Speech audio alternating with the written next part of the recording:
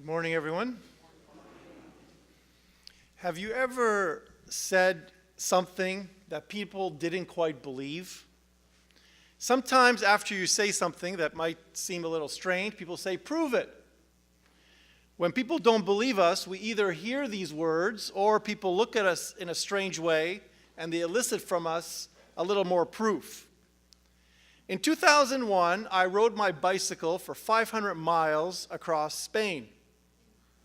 If you hear me say this, you might say, "Prove it." Well, I do have proof. I was with two of my brothers. I was with three friends.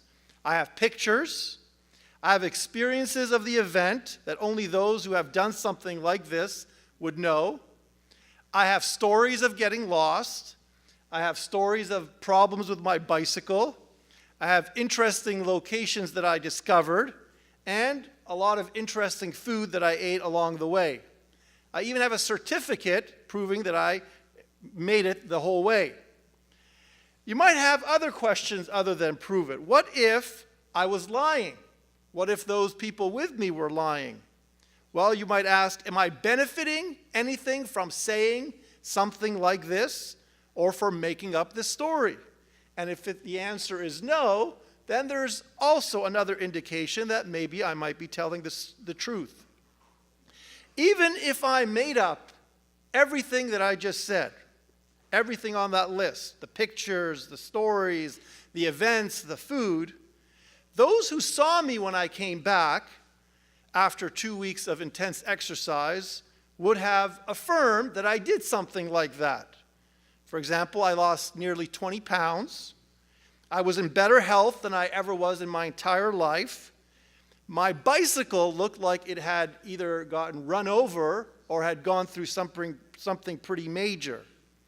All these are proofs that something different happened. Even though the statement that I rode 500 miles across the country is a pretty interesting one in itself. There are many proofs for everything we do in life, even the things that might seem unbelievable. An event, however, is still true, even though it's unbelievable, and even if we don't have pictures and all the proofs that I listed to prove that it is true. It is actually many things together that help us prove that an event really happened. This is even more important than a bicycle trip.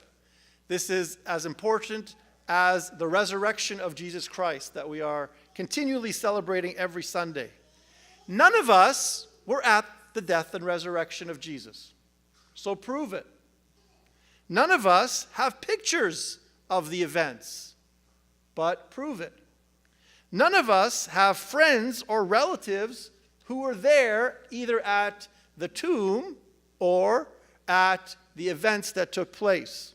So, how can we prove it? This is an important question because the resurrection of Jesus is the cornerstone of everything we believe as Christians. St. Paul said in his letter to the Corinthians, "If Christ has not been raised, then our preaching is in vain, and your faith is in vain." Therefore, proving it actually is a very important thing that we need to focus on. St. Paul, and actually the entire New Testament, doesn't just say, believe and don't ask any questions. Rather, we are encouraged to believe because others have asked a lot of questions and have gotten to the conclusion that they reached at. St. Paul came to believe by a series of proofs or evidence, if you will. There was a series of unique experiences that he had that led him to be completely convinced that the resurrection was real and that Jesus was worth giving his life for. Number one, his study of the Old Testament. St. Paul was a Pharisee, one of the most knowledgeable group who studied the Old Testament and even had large parts of the Old Testament memorized. And one of the key messages of the Old Testament is that the Messiah is coming. The Messiah, who was promised throughout the entire Old Testament, and they were waiting for the coming of the Messiah. So he was one who had studied the Old Testament and studied all the prophecies for the coming of the Messiah like no one else had. He knew the Old Testament. He knew how the Messiah was going to come and what kind of life and death he was to experience. St. Paul also had historical proof that he had of people who knew Jesus during his life and who were there at the death and resurrection. And then St. Paul also says that Jesus appeared to many people. He has a list. He says Jesus appeared to Peter, the 12, over 500. And then St. Paul says, lastly of all, he appeared to me. And then in addition to all these proofs of witnesses, of Old Testament, of eyewitness accounts, he says that his life was also transformed. All these different elements of proof brought together created the larger picture of a very convincing story and a very convincing event for St. Paul. All these are contained in a section in his first letter to the Corinthians where he says, "For I delivered to you as of first importance what I also received." In other words, what he heard, he passed on, but what he experienced, he also passed on. And what was that message? That Christ died for our sins in accordance with the Scriptures. That affirms his understanding of the Old Testament, that Jesus was the fulfillment of everything that took place in the Old Testament. That he was buried, that he was raised on the third day in accordance with the Scriptures, and that he appeared to Peter, then to the 12, then he appeared to more than 500 brethren at one time, most of whom, he says, are still alive, though some have fallen asleep. Do you see how in his letter to the Corinthians, he tries to point at so many different angles of the story, not just one, not just believe me, or believe and walk away. He points to different aspects. Even if you don't believe me, he says, go and ask the people who are still alive, which were still in his living in his time. Then he appeared, he goes on, in addition to all that list that he provides, then he appeared to James, then to all the apostles, and last of all, as one untimely born, he appeared to me, focusing on the appearances. But then he goes on to another important element that I mentioned, how it has changed his life. He became a disciple. He didn't just become an abstract believer in the message of the resurrection. He didn't just believe and walk away. He became one of the disciples and began to experience the same persecution that the other disciples experienced. He says, "For I am the least of the apostles, unfit to be called an apostle, because I persecuted the church of God. But by the grace of God I am what I am, and his grace toward me was not in vain. On the contrary, I worked harder than any of them, though it was not I, but the grace of God which is with me." This very short verse from chapter 15, verse 3 to chapter 15, verse 10, 7 verses, gives a great summary of many proofs that St. Paul experienced. The proof from the Old Testament, the proof of eyewitnesses, the proof of a change in his life, and the proof that he was willing to die for his faith. St. Paul provides many proofs, and the New Testament provides many proofs of the resurrection of Jesus. A related question related to proof, and just like I said, if I had lied about an event that had taken place in my life, what reason would I have to lie for it? Would I be making money from it? Would I be trying to improve my reputation in one way? If I have absolutely no reason to lie, then that is also additional proof that my story is real. And if I am willing to suffer and die for what I am saying, that is also additional proof of my story. And this is what the apostles all experienced. Every single one of them, and actually all those who followed Christ for the first 300 years, experienced some sort of persecution. And as we turn on the news today, we see that those who believe in the death and resurrection of Christ, those who call themselves followers of Jesus Christ, are still being persecuted today, all over the world. This is not something new. St. Paul proves that he is not making up the story because he was willing to die and to suffer for what he was saying. A very important angle of the resurrection is that if the apostles had gotten together after Jesus' death and said, you know what, this did not go as we had expected.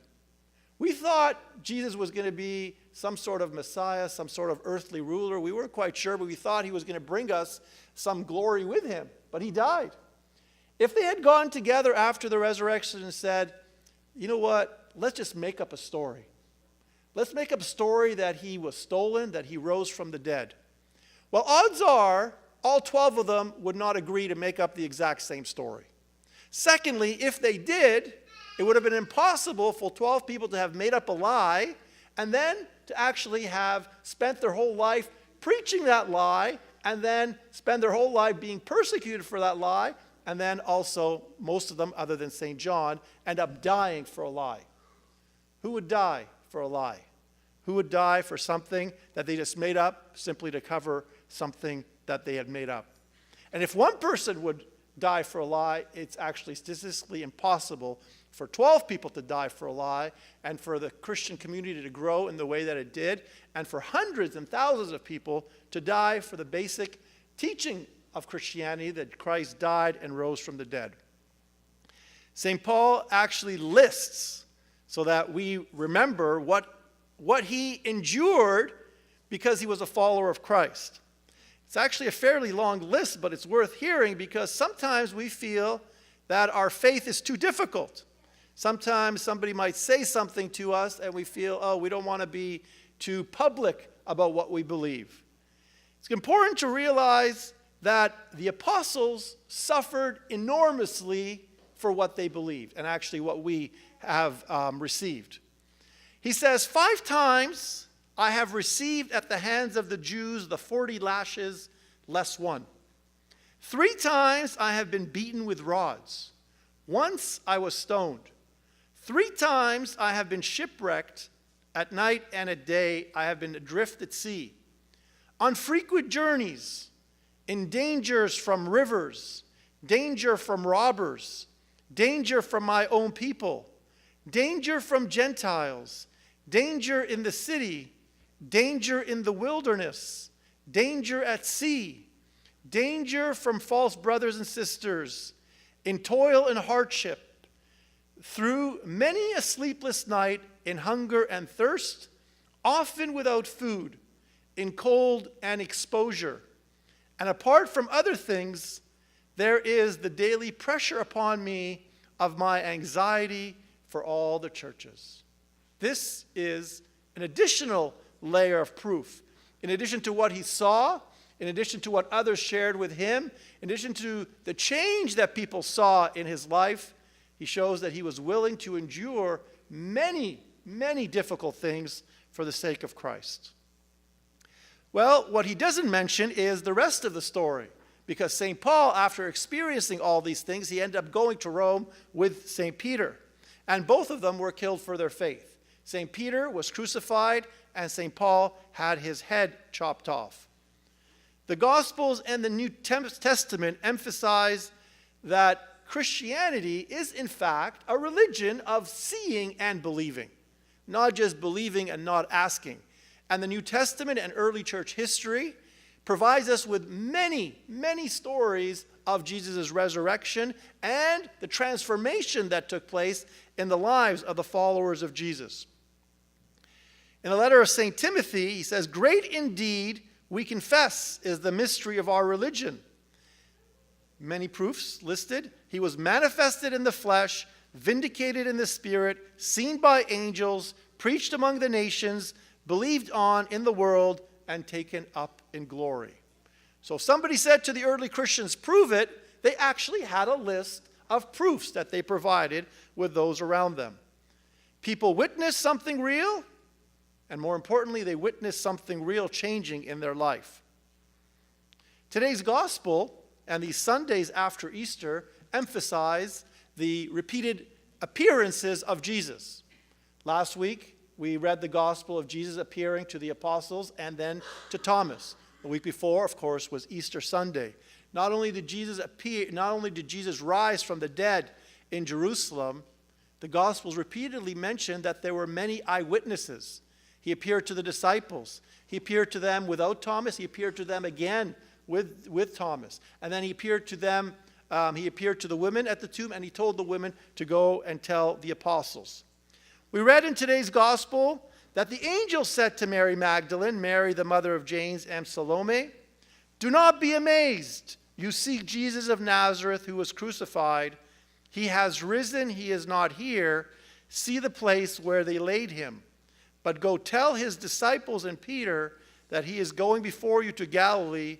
There you will see him as he told you." He said he was going to rise, and he rose. And when he rose, he told them, "I'm going to keep appearing so that you can see me and believe." Today's epistle also focuses on a very concrete aspect of the resurrection, and that is the transformation in the life of those who believed. People experienced the power of Jesus' life and teachings in their life. And although they were disappointed, the disciples were willing to die for their faith.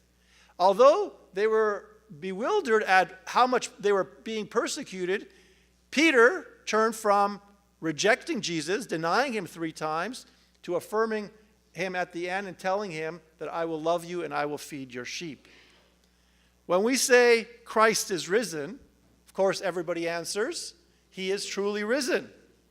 But before you reply, he is truly risen, make sure you have proofs for it. Say, prove it. Prove it. We are not afraid. Christianity is a historical religion, as I've mentioned very often. It is not a philosophy. It is not an ideology. It is not an opinion. It is a historical religion with many, many proofs. I can speak more about this aspect. Maybe next week I will focus on more historical elements of Christianity. But today I wanted to focus on the biblical stories of the proofs and how there are many elements to proving something is true. And, of course, here we are today, 2,000 years after the death and resurrection of Christ. Somebody says, prove it. Hopefully we'll be able to point to something in our life that has changed, something real in our life that we can prove. Not only in a historical level, but which we, of course, have just covered, but also something life-changing. And you see what is amazing about talking to other people who believe is that very often people have very similar stories. When I first went to the seminary, I went to the seminary because of a particular reason. I felt God was calling me. I felt God working in my life and directing me to this place to study. And what surprised not only me, but everyone else there was everybody there had similar stories, and we had never met before.